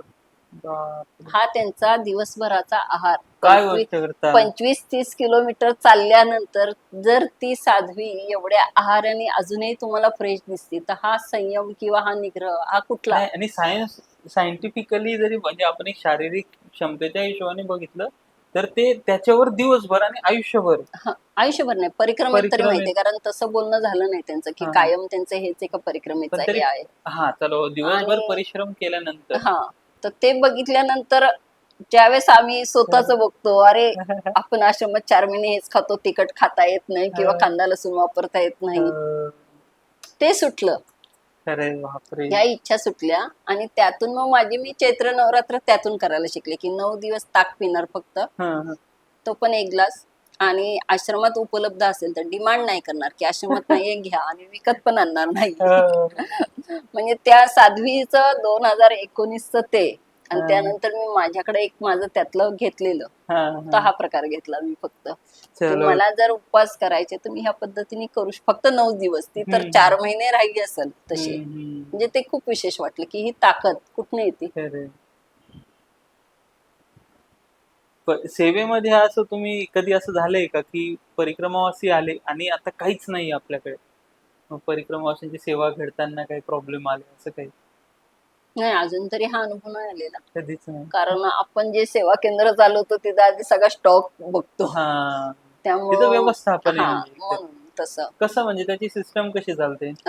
आपल्याकडं महाराष्ट्रातून किंवा आता पुण्यातून जे आम्ही जोडले गेलोय चितळे मैयांच्या सेवा केंद्रामुळं, तर हळूहळू हा सगळा वाढत गेलाय ग्रुप. तर यथाशक्ती आपल्या इच्छेनुसार प्रत्येक जो सेवेकरी आहे तो थोडेफार दान देतो, आणि ते काम बघून एकमेकाच्या परिचयाने जोडली गेलेली ती लोक प्रत्यक्ष नाही आली तरी त्यांची मदत आपल्याला पोचते फंड स्वरूपात, की कोणी वस्तू रूपात देतं, कोणी मग पैसे पाठवतो. आणि जवळजवळ 150 लोक आहेत जोडलेलं. आणि 4 महिने आपण वेगवेगळ्या ठिकाणी, यावर्षी आपण 3 ठिकाणी चालवले. ओंकारेश्वर नंतर कठोरा 70 किलोमीटर आहे, मग नेमावर पासून लगेच दैयत म्हणून ह्या वर्षी सुरुवात केली. तेडी संगमला 3 वर्ष पूर्ण झाली आहेत. तेडी संगम आणि चंदन घाट हे दोन्ही चालवतो आपण. आणि सेवेकरीच नाही पण परिक्रमावासी पण काम बघून आश्रमात आजकाल द्यायला शिकलेत. आणि आजकाल येतात परिक्रमावासी पण. आणि आपण लोक जाऊन सेवा देतो हे बघून लोकल लोक स्वइच्छेने द्यायला आलेत. कारण तेडी संगमला आम्हाला हा अनुभव खूप आलाय, किंवा जसं आम्हाला कठोराला आम्हाला ताक कधी विकत नाही आणावं लागलं. आमची रोजची कढी हा प्रकार आहे, यादवांचंच गाव आहे, आणि त्यामुळे बादल्या बादल्या ताक घेऊन येतात परिक्रमावासी की कढीचा म्हणजे एका भाजीचा प्रश्न सुटलाय आमच्या आश्रमाचा, की तो खूप खर्च कमी होतोय ना. त्यामुळं तसे गावकरी बरेचसे देत आहेत आजकाल, की तिथं बघतात की तेडी संगमचा अनुभव आहे की दिंडोरीचा एक ग्रुप 2020ला 21ला 5-6 जण फिरायला आले होते तिकडे अमरकंटकला. तर ते घाटावर आले आंघोळ करताना, तर त्यांना कळाले की वरती आश्रमात कोणतरी महाराष्ट्राचे लोक येऊन सेवा देतात. तर ते बघत आले, चौकशीला आले. आणि माझा त्यास मोठ्या शेगडीच्या गॅसच्या बटनाचा प्रॉब्लेम होता की त्यातून जाळ यायचा. आपण इकडे गॅस चालू केला की तो जाळ सगळा इकडे बटनाला यायचा. एक तर मोठ्या शेगडीचं डेंजर होतं. आणि मग मी ते आले 4-5 जण, त्यांनी चौकशी त्यांची माहिती घेतलं, तर मी त्यांना डायरेक्ट विचारलं की आमचं गॅसचं बटन बिघडले ते कोण दुरुस्त करेल का? तुमचं पद काय माहिती नाहीये पण माझा प्रॉब्लेम माझ्या डोळ्यापुढे तेच होतं, म्हणून मी त्यातल्या एकाने ते बटन म्हणजे खोलला गॅस बाहेर आणून, त्यांनी ते दुरुस्त केलं, लावून बघितलं तर ओके झालं. मग त्यातल्या एकाने त्यांचा नंबर दिला की इथून पुढे अशी काय अडचण असेल तर फोन केला तरी चालेल, म्हणून त्यांनी दिलं. कैलास अगरवाल म्हणून होते. आणि मग महाशिवरात्र आली तर त्यावेळेस त्यांचं फ्रूट सप्लाय आहे तिथे दिंडोरी ते अमरकंटक दोन्ही तटांवरच्या दुकानदारांना ते फळांचं देतात. त्यांचं दिंडोरीला मोठं कोल्ड स्टोरेज आहे फळांसाठी. तर ते महाशिवरात्रीच्या काही दिवस आधी आले, पूर्ण 8 दिवसाची भाजी प्लस महाशिवरात्री उपासाला लागतील म्हणून केळी, ते थोडी थोडी की नाही 25-30 डझन त्यांनी केळी आणून दिली. बरं, स्वतःच्या गाडीत 4 व्हीलरला दिंडोरी ते आपलं आश्रम नाही म्हणलं तरी 70 किलोमीटर अंतर आहे, आश्रमापर्यंत आणून पोच केलं. पैसे द्यायला गेले तर म्हणजे मी माझ्या इच्छेने आणलंय ना परिक्रमावासींसाठी, तर ते दरवर्षी येतात. ह्या वर्षी पण आले, मी नव्हते महाशिवरात्रीला, मग मी जिथं गोमती संगमला होते तिथं आले ते, की मी गेलो होतो मैया पण तुम्ही नव्हतात. पण त्यांचं काम त्यांनी चुकवलं नाही. मोकळ्या हाताने कधी आले नाहीयेत. म्हणजे नर्मदा किनारीच्या लोकांचा भाव वेगळा आहे. भाव खरंच वेगळा आहे. ती लोक जे असं स्वतःच्या घरात जर 2 पोळ्या असतील तर त्या दोन्ही समोरच्या जे पाहुणे किंवा परिक्रमावासी त्यांना खाऊ घालतील, स्वतः भुकेले जातील. अशी लोक तर मी पण बघितली, म्हणजे परिक्रमेतला अनुभव असं विलक्षण आहे. तर त्यातला आनंद खरं तर बघायला गेलं तर फक्त चमत्कारात नाही, साधारण चमत्कार म्हणलं तर तुम्ही चमत्कार म्हणा किंवा काही म्हणा. 2015 ची परिक्रमा मी उचलली. तर माझं LIC ड्यू होतं 25 वर्षांनी, मनी बॅक पॉलिसी 1990 ला काढलेली. मी 2015 नोव्हेंबरला सही करून, त्यावेळेस जिथं कंपनीत कामाला होते ते मॅनेजर आले होते घरी, तर त्यांच्या हातात फॉर्म दिला ओरिजिनल ते, आणि परिक्रमेला निघून आले. परिक्रमेत चालताना ज्यावेळेस आम्ही राजघाटला आलो त्यावेळेस ओपन होता, आता बॅकवॉटर म्हणून तो गेलाय. तर तिथे आल्यानंतर माझ्याबरोबर ज्या होत्या त्या पायाच्या गुडघ्यानी आजारी पडल्या होत्या, तर त्यांना रोज बडवानीला न्यायचं सरकारी दवाखान्यात. आणि माझ्याबरोबर एक 2015 ला परिक्रमेत काकू होत्या. मग त्या आम्ही राजघाटला 3 दिवस राहिलो. तर त्यांना रोज दवाखान्यात घेऊन जायचं सरकारी हॉस्पिटलला. मग तिथले एक ट्रस्टी होते आश्रमाचे, प्रमोद जोशी म्हणून, ते गाडी घेऊन यायचे, काकूंना घेऊन जायचो. कोल्हापूरचा एक गणेश देशमाने, तो पण परिक्रमेतच भेटला होता, तो अमरकंटकला उचलून आला होता परिक्रमा. तर रोज घेऊन जायचं. तर मी बडवानीत दुसऱ्या दिवशी असताना सरकारी हॉस्पिटलला पुण्यातून फोन आला, LIC main branch camp area, की शुक्रवार होता, तुमची सही चुकलेली आहे, तुम्ही सोमवारी या, शनिवार रविवार आता बंद आहे, सुट्टी आहे, सोमवारी या, सही करा, तुमचं पेमेंट ड्यू आहे, ते घेऊन जावा. तुम्ही त्यांना म्हटलं तो किती दिवसांनी आलं तर चालतं म्हणे. असं का? तर म्हणलं मी अशी परिक्रमेला आले नर्मदा किनारी, आणि मी आत्ताच आले, 8च दिवस झालेत सुरू करून, आता लगेच येईन का नाही, कधी येईन हे मलाच माहिती नाही. 6 महिने लागतात का 4 महिने, कारण सुरुवात होते, तर मी काहीच सांगू शकत नाही. तर ते जे कोण फोनवर होते त्यांनी मग तुम्ही राहता कुठं, मग तुम्हाला जेवण काय मिळतं, असं काही काही प्रश्न विचारले, आणि फोन ठेवला खाली. आणि विश्वेश्वर बँकेचा मेसेज मला की तुमचं पेमेंट बँकेत जमा झालेलं आहे. मग आता ह्याला तुम्ही चमत्कार म्हणा की माझी सही चुकली होती, तरी गव्हर्नमेंटने माझं पेमेंट मला दिलेलं होतं. म्हणजे कोणाच्या रूपात मैया फक्त नर्मदा किनारी असं नाही म्हणत मी, ती सगळीकडेच आहे. प्रत्येक स्वरूपात. मी नंतर परिक्रमा पूर्ण झाल्यानंतर ब्रँचला आले पण साधारण संदर्भ देऊन, पण तिथं कोणी कबूलच झालं नाही की आम्ही फोन केला होता. म्हणजे हा चमत्कार कोणाला वाटेल, पण मला तरी वाटतं की हा मैयाने अनुभव दिलाय की काही अडथळे न पार पडता माझं पेमेंट मिळालं मला. म्हणजे आपल्याला काही काही गोष्टी कळतही नाही, अशा प्रकारे आपल्याला मैया मदत करते. छान. आणि तिथल्या लोकांचा अनुभव, तिथलं वागणं, सेवेकऱ्यांचा जो अनुभव येतो खरं तर तोही मला असं वाटतं की चमत्कारच आहे. ते आपल्याला दुसरीकडे नाही मिळत. म्हणजे आम्ही म्हणतोच की MP मध्ये भाव आहे, गुजरात मध्ये समृद्धी आहे फार जास्त. हो, सेम. गुजरात मध्ये तुम्हाला सगळं मिळेल, पण भाव नाहीये. MP मध्ये काही नसू द्या, ओढून ते घरात नेतील, म्हणजे रडतील ती लोक की आज जाऊ नका. MP मध्ये असं नर्मदे हर म्हणतात, गुजरात मध्ये नर्मदे हर. रेवा बनखेडी म्हणून लागतं दक्षिण तटावर. तर किनाऱ्याने आल्यानंतर ते फुपाट्याचे पाय सगळे वारी तिथले खूप खराब झालेले होते. तर स्नान झालं, पूजा करायला आता मंदिरात जावं की कुठं उन्हात बसूया म्हणून. तर तिथं लग्न होते 2. तर ते इतका गोंधळ चालू होता, तर माझी आरती पूजा होईपर्यंत कोणतरी एक जण येऊन पत्रावळीवर खूप पोहे ठेवून गेला. जवळजवळ 4 माणसांचे पोहे त्यांनी ठेवून गेले पत्रावळीवर. ते झाले, जप झाला, आणि ते बघितल्यानंतर ते कोणी ठेवलं चौकशी गेली. एक तर ते लग्नाच चालू होतं त्यामुळे ते आवाज मंदिरात, तर खूप पोहे दिले. तर मग मी ते परत द्यायला गेले, तर म्हणे नाही, एकदा दिलेले परत घेत नाही. आता आपण तर नाही खाणार, मुठभर खाणार आहे, ते 5-6 माणसांचे पोहे, आता करायचं काय. मग त्या पुजाऱ्यांना मी सांगितलं की तुम्ही इथं लग्न करे कोणालाही द्या, मुलं आहेत ती. तर हे एक माणूस बघत होता गावकरी, आंघोळ करून तो आला असेल, टॉवेलच होता त्याला. त्यांनी प्रदक्षिणा मंदिरात घातली आणि त्यांनी मला विचारलं, आप मेरे यहाँ आते हैं क्या? तर मला वाटलं चला चहा देईन तो, कारण चहा प्रिय आहे खूप, त्यामुळे की आता मंदिरात चहा नाही मिळाला म्हणून. मग त्यांनी त्यांच्या घरी नेलं. साधारण 10 वाजले होते. घर खूप छान, की एक ट्रक आतमध्ये जाईल असं त्यांचं ते एंट्रन्स. आणि गेल्यानंतर त्यांनी ते हातात तांब्या दिला पाण्याचा आणि पाय धुवा बोलला. तर एक दगड होता तिथे, त्याच्यावर उभे राहिले, पायावर पाणी टाकलं आणि तो जो वयस्कर माणूस, म्हणजे तसे माझ्यापेक्षा ते खूपच मोठे होते, जवळ 70चा, त्यांनी अंगठ्याच्या खाली हात धरला आणि ते जे पाणी ते पटकन पिलं, चरण अरे तीर्थ. बापरे बाप. आणि मी बोलेपर्यंत म्हणजे की मी स्वतः सुद्धा नाही करणार, की मी आलेली, मला माहिती त्या धुळीतनं आले, सगळ्या फुपाट्यातनं, पायाचा अवतार काय झालाय चिखलातून आलेला. आणि हा माणूस खुशाल तर म्हणे नाही, ओ मैया का चरण तीर्थ आहे, भले ते 2 घोट का असना, हा भाव आपल्यात नाही येणार. किती खरंच. आणि मग त्यांनी छानपैकी सुनेला मोठ्या चहा आणि डायरेक्ट जेवायला बनवायला सांगितलं. आता पोहे न खाणारे मी जेवायला थांबवायला लागलं 12 वाजेपर्यंत. फोन नंबर घेतला आणि मग त्यांनी कधी समोरच्या किनाऱ्याला आल्या की सांगा आम्ही जेवण घेऊन येऊ. तर मी दुसऱ्या परिक्रमेत आल्यामुळे मी काय चातुर्मास केला. येईपर्यंत वर्ष लागलं ना समोरच्या किनाऱ्याला. मध्ये आधी त्यांचा फोन, अजून नाही आले, अजून नाही आले. आता त्यावेळेस एकटी होते, आता ज्यावेळेस समोर आले त्यावेळेस त्यांना फोन केला की मी आले, माझ्याबरोबर 2 जण आहेत. तर म्हणजे तुम्ही आता जिथं थांबाल त्यांना सांगा की आमचं जेवण बनवू नका, मी जेवण घेऊन येतोय.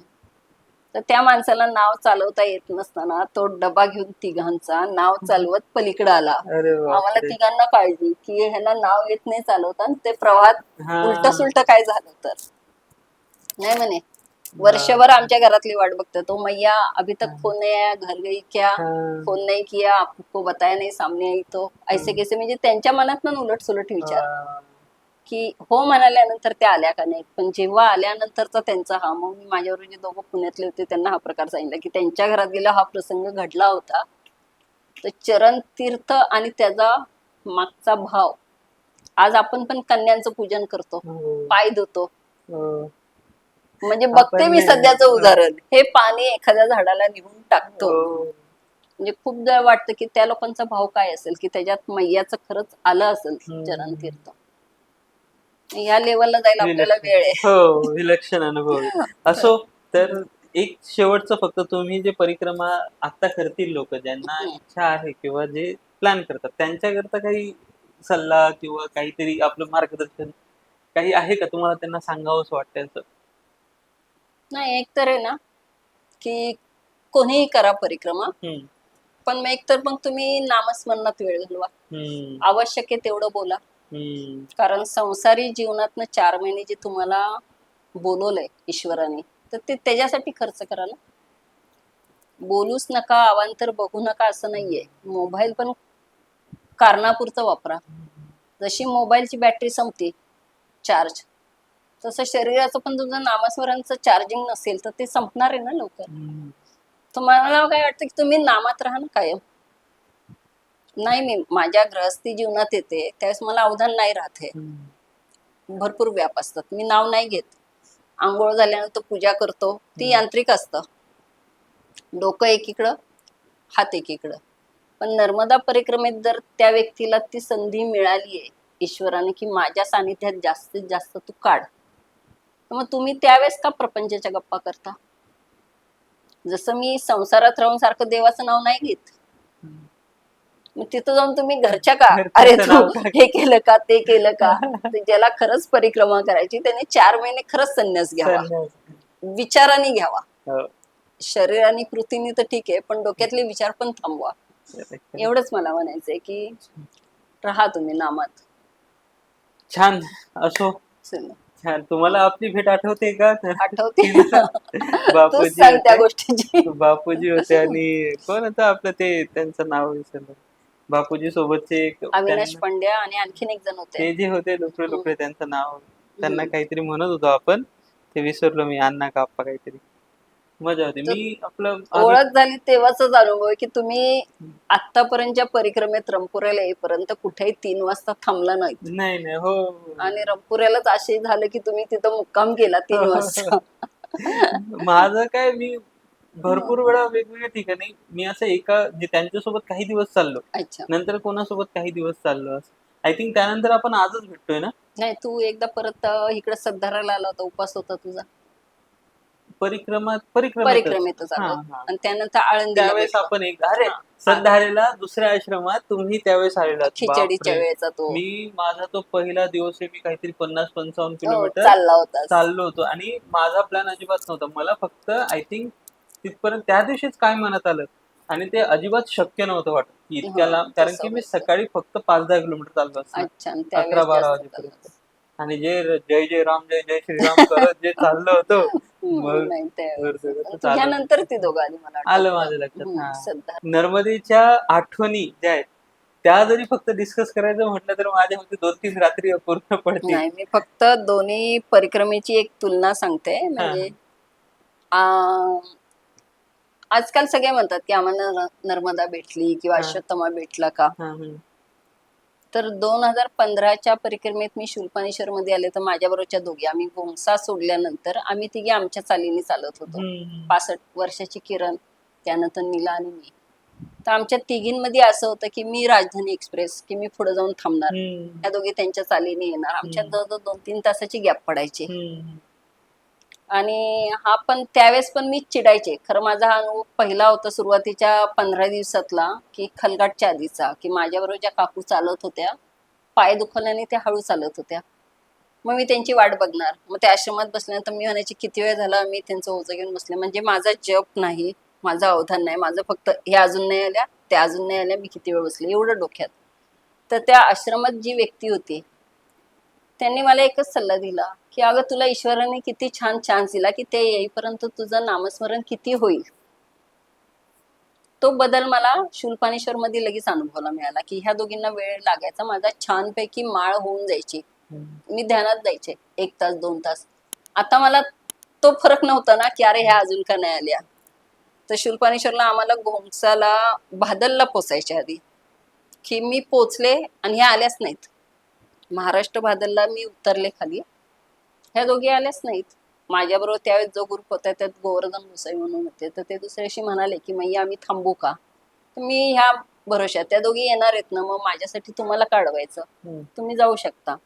मग एकनाथ आमले दादा आणि गोसावी काकांना म्हणलं तुम्ही जावा, म्हणजे काही काळजी नाही, ही लोक राहिली आहेत ना, म्हणजे ती जी लोकल लोक होती आदिवासी त्यांच्याकडे राहिले.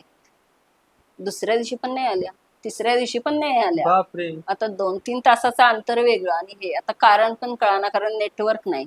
ज्यांच्या घरी मी राहिले होते तर त्याच्या 2 मुली होत्या 10-12 वर्षाच्या, त्या बिचाऱ्या मला घेऊन ह्या टेकडावर चढ, इथं नेटवर्क येईन, तिथं फोन बघ, पण नेटवर्कच नाही बादलला, कारण खाली होतो आपण.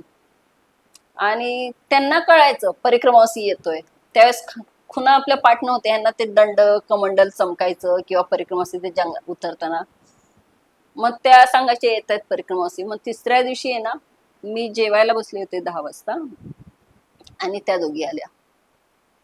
तर माझ्या ताटात भात होता.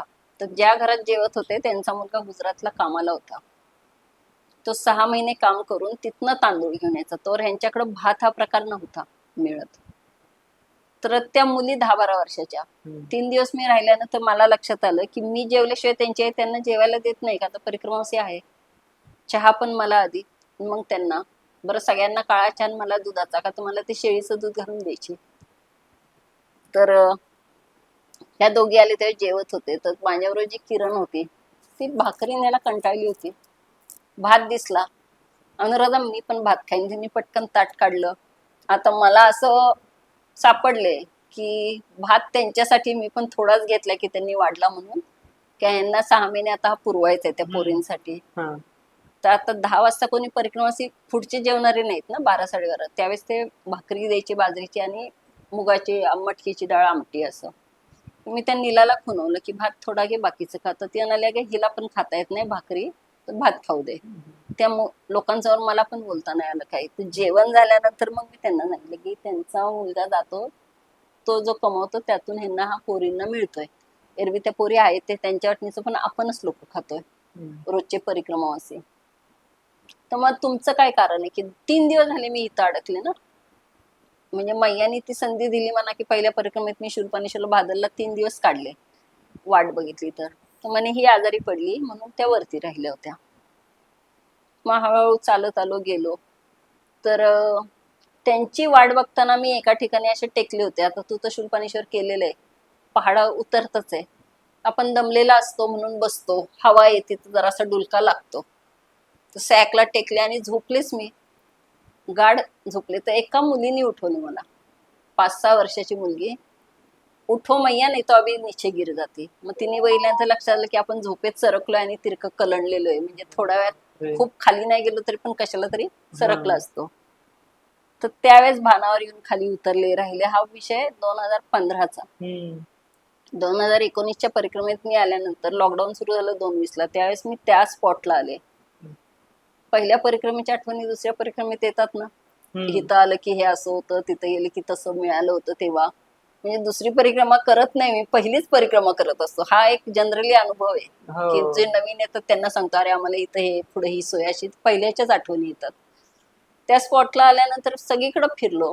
मग तो माझ्याबरोबर पुण्यातला श्रीवल्लभाचार्य होता. तर त्यांनी मला विचारलं, मैया काय झालंय? तर म्हणलं, अरे त्यावेळेस परिक्रमेत मला इथं एका मुलीने उठवलं होतं, आज त्या जागेवर मी आहे आणि आपण आज चालत आलोय, तर कुठेही झोपडी नाहीये.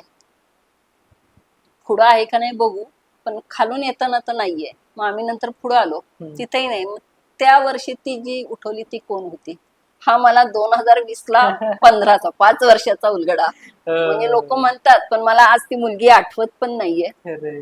हा, मग त्यावेळेस ती येऊन गेली, तिने सावध केलं म्हणा. पण मग आहे ना मैया. मला तर असं वाटतं की मैया, माऊली, गुरुदत्त आपल्याला ना वेळोवेळी असे दर्शन किंवा आपण नाही ओळखू शकत, आपण अवेअर नसतो. हा नाही, पण आपण त्यावेळेस ते भ्रमात त्यांनी टाकलेलंच असतं ना आपल्याला. आपण जर त्यांना ओळखलं तर राहिलं काय. असो, चला विषयाने विषय परत वाढवला, विषय वाढतो आणि ह्या गप्पा अजून चालू शकतात आणि ऐकायला आनंद येईल, तो भाग वेगळा. तसं नाही, छान आहे. पण आहे तुझ्या प्रश्नांची उत्तर की पैसा घेऊन परिक्रमा करा, मोबाईल पण असावा. माझा मुद्दा आणि नाही, मुद्दा हा मी आहे, एकदाच परिक्रमा केलीये. तर पार्श्वभूमी मी सांगतो की मला असं वाटतं, माझा जो अनुभव होता की माझ्याकडे पैसा नव्हता आणि मोबाईल नव्हता. तुमच्या मोबाईल मधनं एक व्हिडिओ घेतलेला आणि तो गुगल ड्राईव्ह वर त्यावेळेस तुम्ही अपलोड केलेला, पाठवलेला, आणि तो माझ्याकडे अजून आहे. तो आपण बॅग शिवलेली, चप्पल शिवलेली, ते सगळं वर्णन केलेलं, सांगितलेलं काहीतरी तो आहे. सो माझा अनुभव वेगळा की माझ्याकडे पैसा आणि मोबाईल नसल्याने जो आनंद मी घेऊ शकलो, आणि त्या सोबतच त्यावेळी एक पूर्ण संघटना, म्हणजे पूर्ण एक गावच आलेलं परिक्रमेत, आणि त्याच्यासोबत त्यांची पत्नी, आजी, सुना असं सगळं होतं, आणि त्यांच्याकडे मोबाईल पण होते. सो मला असं वाटायचं की भरपूर वेळा, आणि इव्हन आश्रमात पण, मार्कंडेय संन्यास आश्रमात मी राहिलो, तर त्यावेळेस पण माझ्याकडे मोबाईल नव्हता. ती माझी नाईलाज होता माझा. त्यावेळेस पण ते त्यांच्यामध्ये संवाद चालायचे की जे मी कोर साधू बघितले त्यांच्याकडे मोबाईल नव्हते, आणि बाकीचे साधू यावर संवाद करायचे की कसा याचा चांगला वापर आपण करू शकतो. पण अख्खी जगत जननी ती माया आपल्या सोबत घेऊन फिरायची, आणि आपण म्हणायचं की ती आपल्याला भुलवणार नाही, हा आपला भ्रम, असं मला वाटतं. बरोबर आहे. अदरवाईज तुमचं म्हणणं वेगळं आहे, तुम्ही आता सांगत होता. नाही, असं आहे की जे तिथं नाही येऊ शकत, त्यांच्यासाठी सांगायचं तर शब्दात नाही ते ऐकू शकत. खरंय. मग त्यांना ज्यावेळेस हा जिवंत अनुभव मिळतो की ही लोक हे असं करतात, कारण त्यावेळेस दाखवायला काय नसतं आपल्याकडं. पण तुम्हाला ते ज्या लोकांना त्रास होतो, सगळे झोपलेले आणि मोबाईल घेऊन बसले, त्यावेळेस राग नाही येत का, कशाला मोबाईल? त्यांना सांगते फक्त की तुम्ही तिथून उठून दुसरीकडे चला. आम्ही इव्हन आमच्या पण आश्रमात आता जे सेवा केंद्र चालवतो, आम्ही बिडी, सिगारेट, गांजा ओढणाऱ्यांना अडवत नाहीये. फक्त काय सांगतो, आश्रमाच्या आवारात नाही, तुम्ही आश्रमाच्या बाहेर जाऊन मोकळ्या जागेत कुठेही, पण आश्रमात नाही. कारण मला जर चहा पिण्यात माझा आनंद आहे, त्या माणसाला त्याचा आनंद आहे. माझ्या दृष्टीने त्याचं ते व्यसन आहे, पण त्याच्या दृष्टीने माझं चहाचं व्यसनच आहे ना. चांगलं का वाईट हे नाहीये, पण ते व्यसनच आहे. तर मला त्याच्या व्यसनाला नावं ठेवायचा अधिकार नाही. ते वाईट हे मला माहिती आहे, म्हणून मी त्याला म्हणायचं की तू इथं बिडी ओढायचीच नाही. तसं नाहीये. आम्ही आश्रमात सूचना देतो की तुम्हाला अडवत नाहीये, पण आश्रमाच्या आतमध्ये नाही करायचं. मोकळ्या जागेत जावा, किनाऱ्याला जावा, असं. मग बरेच लोक म्हणतात तुम्ही नाहीच म्हणून सांगा की इथं चालतच नाहीये. म्हणलं मला तो नाही ना अडवायचा अधिकार. बरोबर. आणि पैशाच्या बाबतीत म्हणजे खूप वेळा मी बघितले आश्रमातून की खूप परिक्रमाशी आल्यानंतर त्यांचं सगळं रिकामं असतं. खरे. आणि परिक्रमाशी आलेलं असतं, तर ह्यांना ते हे पडतं. तर मग माझ्या मनात ती सूचना आली की अरे माझी क्षमता आहे इथं काही द्यायची, तर मी देऊ शकते ना. नाही, बरोबर. बरं, माझं तिथं जर नेट चाललं नाही, माझ्याजवळ मोबाईलच नाहीये, तर मी त्यांना कशी मदत करणार? बरोबर. एक तर मोबाईल तुम्ही ऑनलाईन थ्रू करा, नाही तर कॅश जवळ ठेवा. नाही, मग याचा आपण असं एक सामायिक काय सुवर्ण मध्ये काढू शकतो. जर तुम्ही हम्म, पर्यटन सारखी परिक्रमा करतात, सूट बूट घाल, म्हणजे पायामध्ये शूज आहे, सगळं पाठीवर मोठी बॅग आहे, त्या बॅगेमध्ये सगळा संसार आहे, हा चांगला मोबाईल आहे, तर तुम्ही त्याच्यासोबत पैसेही घेऊन चला हो. आणि त्या पैशाचा सदुपयोग करा, तुम्हाला जिथे योग्य आश्रमांमध्ये वाटेल दान. तिथं द्या. हा. की ठीक आहे, मला पैसा नाही हातात द्यायचा, की माझ्या मनात शंका आहे की हे लोक कशावरनं पैसा वापरतील. हो. मी जाऊ शकते किराणा दुकानदारात, किराणा भाजी मार्केटला किंवा काही एक त्यांची व्यवस्था भागू शकते ना. चला आज जे दूध आणाल ना ते दूध घेऊन या, मी त्याचे पैसे देतो. भाजीपाला माझ्यातर्फे आणा. का तर मला विश्वास नाही ना माझे पैसे दिले तर हा खरंच वापरणार आहे का स्वतःच्या खिशात घालणार आहे. अशी पण लोक येतात ना काही काही. आजकाल भरपूर आश्रम हा, झालेत ना, पण की आम्ही पैसे देतो तर कशावर ते वापरतील. हो. मग ती शंका पण नका मनात आणू, तुम्ही सामान आणून द्या. सोपं आहे ना. डाळ तांदूळ तर लागतोच आहे, चहा लागतोच आहे. हो. बाकीचं तुम्हाला खूप काही द्यायची कारण नाहीये, पीठ लागतंय द्या. खरंय. असं. आणि इतके परिक्रमावासी येतात तेवढ्या आणि सगळ्यांसाठी नाहीच आहे, सोय कारण करणं. वडफलीचा कुलदीप कुलकर्णी हम्म. 1 वर्ष त्याचा फोन आला. म्हणजे मला त्यावेळेस त्याचं आश्चर्य वाटलं की मैया म्हणाला आपल्या आश्रमाला मदत पाहिजे. तर म्हणलं कुलदीप कधी मागितलं नाहीस तू कधी असं. हम्म. अहो म्हणतो ह्या वर्षी आपण 4 महिन्याचं सामान जे भरले ते 2 महिन्यात संपले, इतकी संख्या वाढली. बरोबर. मग आता आपण पुरेसं नाही पडत. हम्म. मग अशा वेळेस मागणंच आहे ना. जर मला आश्रम चालवायचा तर मी मागणारच ना. हम्म. आश्रमासाठी काही द्या. खरंय. तर परिक्रमावासी जे परिक्रमा उचलतात त्यांना आपण सधन आहे. हम्म. जनरली आजकाल महाराष्ट्रवाल्या जे जात आहेत, मी MP गुजरातवाल्यांना नाही सूचना देऊ शकत, हम्म. पण महाराष्ट्रवाले जे जातात ते सधन परिक्रमेला आहेत, तर त्यांची क्षमता आहे ना. खरंय खरंय. एक तर तुम्ही तिथं थांबा, 4 दिवस राहा, सेवा द्या, नाही तर मग तिथं काहीतरी सामान आणून द्या. खरंय. कारण मी सेवा नंतर करा.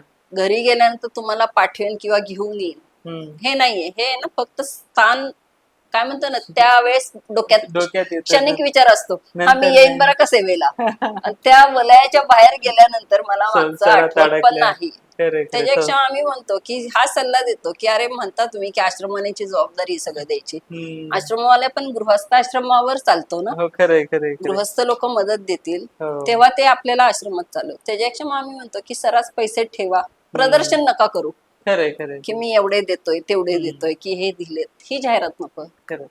असो. आनंद नर्मदे घ्या. हर. नर्मदे हर. खूप बोलले. हो. नाही छान. तर असं. भरपूर शिकायला चला. मिळालं, नवीन गोष्टी कळल्या, तर आठवणी बसा. जाग्या झाल्या. मग चालेल. मला तुला तेच म्हणायचंय की ठीक आहे तुझा व्याप खूप आहे, हम्म. पण त्यातून 4 दिवस देऊ शकतोस नक्की नक्की. कुठल्याही आश्रमात. तुला जिथं हो. वाटेल तिथं जा, सेवा दे. नक्की 2 दिवस तर तुझे प्रवासात जातात, पण 2 दिवस थांबून सेवा द्यायला काय हरकत नाही. नक्की नक्की. कारण हे रूल आहे, आपण हे पैशाच्या आणि वस्तूच्या स्वरूपात नाही फिरू नाही, शकत. खरं. कारण 4 महिन्यात जे काय तू मिळवलंस हो. आयुष्यभराची पुंजी आहे. हो. की स्वतःला बदलायला शिकलो. म्हणजे मी गेली 6 वर्षे व्हाईट ड्रेस मध्ये वावरते. हम्म. आता माझा मोह नाही होत किती छान साडी दिसू दे किंवा हो. किती सुंदर काही दिसू दे, नाही जात मग त्याच्याकडे. खरंय खरंय खरंय. त्यातून बाहेर पडलो आसक्तीतनं. म्हणजे परिक्रमेने थोडे- काय दिलं तर संग्रह सोडला. वा वा वा. संग्रह सोडला. हा, तेवढं खूप ही दिलं. फार मोठी देण आहे. हा. नाही सुटत. म्हणून सगळं सुटत, संग्रह नाही परिक्रमेने सुटत. सोडला. चला असं आता नर्मदे नर्मदे हर. हर. अजून काही आपण नवीन एकदा पुन्हा बसूया. मी बोलीन माझ्या मैत्रिणीला, ती पण हा. अशी छान बोलेल. नक्की हा. नक्की. नर्मदे हर. नर्मदे हर.